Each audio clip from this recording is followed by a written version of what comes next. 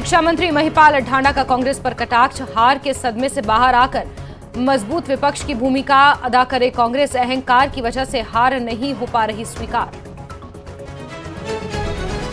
जुलाना में लगे विनेश फोगाट की गुमशुदगी के पोस्टर में लिखा लापता विधायक की है तलाश। पूरा विधानसभा सत्र निकला लेकिन एक भी दिन सदन में नहीं पहुंची विनेश। गोहाना में पराली जलाने के आरोपों में 6 किसानों पर हुई एफआईआर दर्ज। एकड़ के हिसाब से लगाया गया जुर्माना। 2 फसलों को एमएसपी पर नहीं बेच पाएंगे किसान। सीबीएसई की 10वीं और 12वीं बोर्ड परीक्षा की तारीखों का ऐलान। 15 फरवरी से एग्जाम होंगे शुरू। 10वीं की परीक्षाएं 18 मार्च को होंगी खत्म तो 4 अप्रैल तक चलेंगी 12वीं की परीक्षाएं।